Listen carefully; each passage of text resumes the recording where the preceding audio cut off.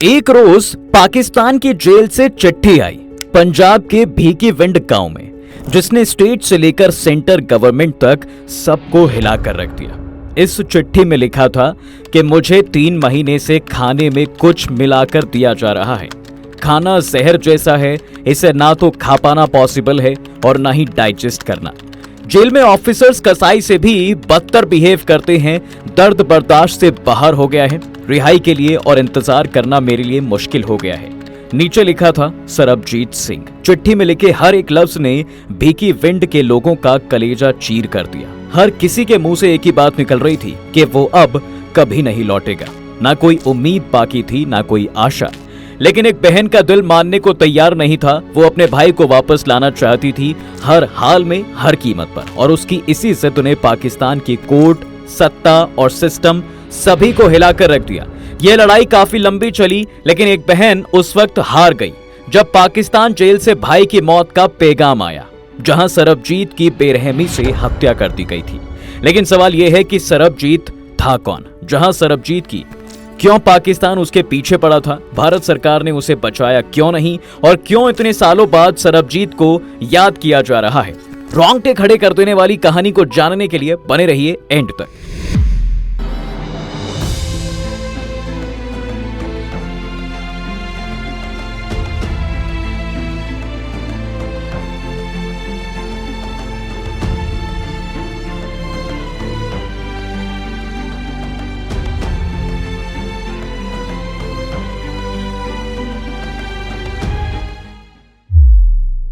लेकिन उससे पहले करंट मुद्दे पर नजर डालते हैं। एक्चुअली 14 अप्रैल 2024 को रणदीप हुड्डा ने एक ट्वीट किया, थैंक यू अननोन मैन। आज शहीद सरबजीत सिंह को कुछ नया मिला। इस ट्वीट में उन्होंने सरबजीत की बहन दलबीर कौर को भी याद किया और लिखा, कर्मा हैज बीन सर्व्ड। दरअसल तमाम न्यूज चैनल्स पर एक खबर वायरल हो रही थी, अंडरवर्ल्ड डॉन आमिर सरफराज मारा गया। उसकी 2 अननोन लोगों ने गोली मारकर हत्या कर दी। पाकिस्तान की जेल में सरबजीत सिंह को मारने वाले हत्यारे को अज्ञात हमलावरों ने मार डाला। आमिर सरफराज वही है जिसने आईएसआई के इशारे पर पाकिस्तान की जेल में सरबजीत की हत्या की थी। सरबजीत की हत्या का इल्जाम 2 लोगों पर लगा था, आमिर सरफराज उर्फ तांबा और मुदस्सिर मुनीर। अब तांबा को किसी ने गोली मार दी है। मिली इंफॉर्मेशन के अकॉर्डिंग 2 लोग बाइक पर सवार होकर आमिर के घर पहुंचे, जिसमें से एक ने हेलमेट पहना हुआ था तो दूसरे के चेहरे पर मास्क था। उन्होंने घर की घंटी बजाई। तांबा ने खुद ही दरवाजा खोला और उसके दरवाजा खोलते ही हमलावरों ने उस पर ताबड़तोड़ गोलियां बरसा दी। उसे 3 गोलियां लगी। फैमिली मेंबर्स के अकॉर्डिंग आमिर ने मौके पर उसने दम तोड़ दिया था। लेकिन अब पाकिस्तानी पुलिस ने यह खुलासा किया है कि आमिर सरफराज तांबा अभी भी जिंदा है और अपनी आखिरी सांसें गिन रहा है। पाकिस्तानी रिपोर्टर्स की माने तो आज से पहले जब भी किसी इलीगल ऑर्गेनाइजेशन के मेंबर को मारा गया है तो उसका पैटर्न इस अटैक से बिल्कुल अलग है। उन अटैक्स में देखा गया है कि ज्यादातर मर्डर मस्जिदों में नमाज पढ़ते हुए या फिर घर के बाहर होते हैं, जबकि आमिर सरफराज पर घर में घुसकर हमला किया गया, जो बहुत बड़ी बात है। इस अटैक का तरीका गैंग वॉर में होने वाली वारदातों से मिलता है। खैर जो भी हो, लेकिन इस इंसिडेंट के बाद आमिर के सपोर्टर्स और उसकी गैंग के लोग काफी डरे हुए हैं। वहीं दोनों हमलावर भी फरार हैं, जिस पर पाकिस्तान के होम मिनिस्टर मोहसिन नकवी का यह कहना है कि इस इंसिडेंट के पीछे भारत का हाथ है।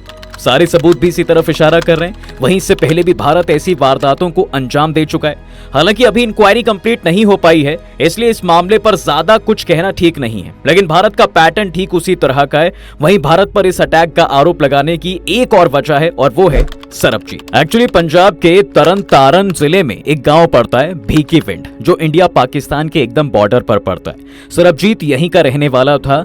गांव बॉर्डर पर होने की वजह से दोनों देशों के खेत एक दूसरे से सटे हुए हैं। तब बड़ी बड़ी दीवारें, गेट या तारे नहीं होती थी। उस वक्त बीच में रखा महज एक पत्थर बॉर्डर डिसाइड करता था, जिसके एक तरफ हिंदुस्तान लिखा था तो दूसरी तरफ पाकिस्तान। बात 28 अगस्त 1990 की है साहब, जब आम दिनों की तरह सरबजीत अपने खेत में काम कर रहे थे। इस दौरान वो अनजाने में पाकिस्तानी सीमा में पहुंच गए, जहां उन्हें पाकिस्तानी आर्मी ने गिरफ्तार कर लिया। इसके ठीक 2 दिन बाद पाकिस्तान के लाहौर और फैसलाबाद में सीरियल बम ब्लास्ट हुआ, जिसमें करीब 14 लोग मारे गए, जिसका जिम्मेदार सरबजीत सिंह को ही ठहराया गया और उसे पाकिस्तान के कोट लखपत जेल में बंद कर दिया गया। वही परिवार को इसकी भनक तक नहीं लगी। वो लोग उसे पागलों की तरह ढूंढने में लगे थे। कहीं थाने में रिपोर्ट लिखवाई जा रही थी, कहीं अनाउंसमेंट तो कहीं इश्तेहार लगाए जा रहे थे, लेकिन सरबजीत की भनक तक नहीं मिली। आखिर में पुलिस और परिवार ने उसे मरा तक मान लिया। लेकिन एक रोज घर की घंटी बजती है, दरवाजा खुला तो सामने डाकिया चिट्ठी लेकर खड़ा था जिस पर सरबजीत लिखा था। असल में वो एक उम्मीद थी सरबजीत के लौटने की, जो सरहद पार से आई थी। इस चिट्ठी ने हर किसी को हिलाकर रख दिया था, सरकार तक को भी, जिसमें लिखा था, मुझे पिछले कई महीनों से खाने में कुछ मिलाकर दिया जा रहा है। खाना जहर जैसा है जिसमें मेरी बॉडी कमजोर हो रही है। इतना दर्द है कि बर्दाश्त नहीं किया जा सकता। जब मैं अफसरों से दर्द की दवा मांगता हूँ तो मेरा मजाक उड़ाया जाता है। मुझे एक अंधेरी कोठरी में डाल दिया गया है।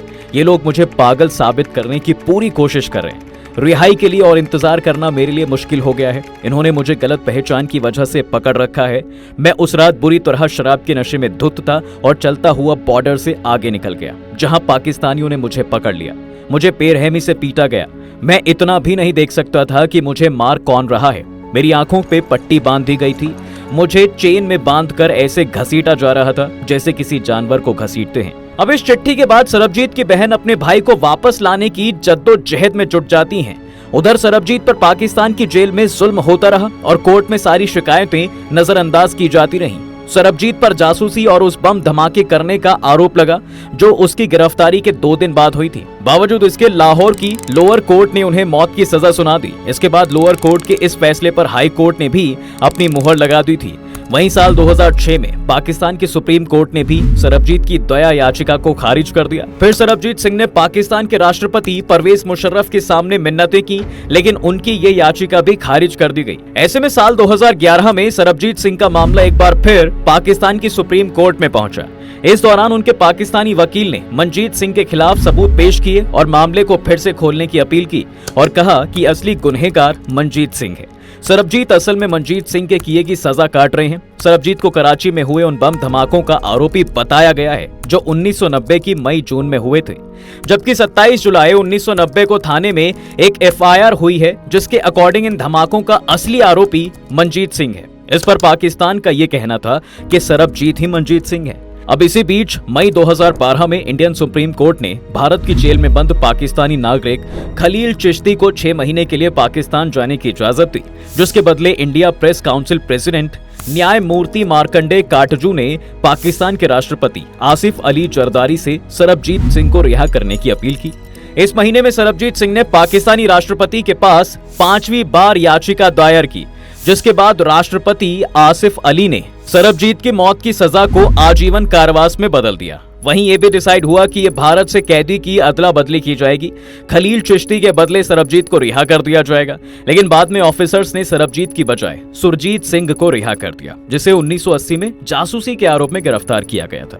सरबजीत 23 साल तक पाकिस्तान की जेल में रहे। इसके बाद अप्रैल 2013 में जेल में कई पाकिस्तानियों ने उन्हें बेरहमी से पीट कर मार डाला। रिपोर्ट्स के अकॉर्डिंग सरबजीत के सिर पर ईंटों और धारदार हथियार से अटैक किया गया था। इसकी वजह से उनके सिर में गंभीर चोटें आईं और वो कोमा में चले गए। आखिर में इलाज के दौरान सरबजीत ने दम ही तोड़ दिया। जीते जी सरबजीत को पाकिस्तानी जेल से आजादी नहीं मिली, लेकिन मौत के बाद उनकी बॉडी को भारत भेज दिया गया। हालांकि सरबजीत की आजादी को लेकर पाकिस्तान में भी आवाज उठती रही, लेकिन चरमपंथियों का ये दबाव इतना था कि सरबजीत को आजाद नहीं किया जा सका। पाकिस्तान के एक तबके का मानना था कि जब हिंदुस्तान पाकिस्तानी नागरिकों को मौत की सजा दे सकता है तो फिर सरबजीत क्यों जिंदा है। दरअसल इससे 2 महीने पहले भारतीय जेल में भी एक ऐसी दुर्घटना हुई थी जिसमें एक पाकिस्तानी नागरिक सनाउल्लाह की जेल में हत्या कर दी गई थी और बाद में इस हत्या के मुलजिम को बरी भी कर दिया गया था। बाद में ऐसा ही सरबजीत के साथ हुआ। पाकिस्तान कोर्ट ने उनके हत्यारों आमिर सरफराज और मुदस्सर को सबूतों की कमी के हवाला देकर छोड़ दिया। किसी ने इन दोनों के खिलाफ गवाही तक नहीं दी। दोनों आरोपी भी उस वक्त जेल में बंद थे जिन पर पहले से मर्डर के अलावा कई बड़े केसेस चल रहे थे। बावजूद इसके उन्हें खुला छोड़ दिया गया। इसलिए बाद में पाकिस्तान पर भी ये सवाल उठने लगा कि कहीं जानबूझकर तो सरबजीत को नहीं मरवा दिया गया। जिस तरीके से जेल में उन पर हमला हुआ वो बिना जेल के ऑफिसर्स की इन्वॉल्वमेंट के पॉसिबल नहीं है, क्योंकि सरबजीत को जहां रखा गया था वहां ईंट, पत्थर, ब्लेड जैसा सामान पहुंच ही नहीं सकता था।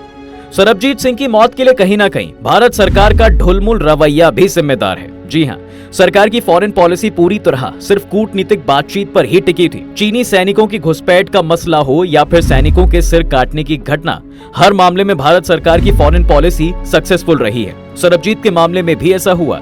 भारत ने भले एक के बाद एक कई पाकिस्तानी कैदियों को रिहा कर दिया हो, लेकिन पाकिस्तान ने ऐसा नहीं किया।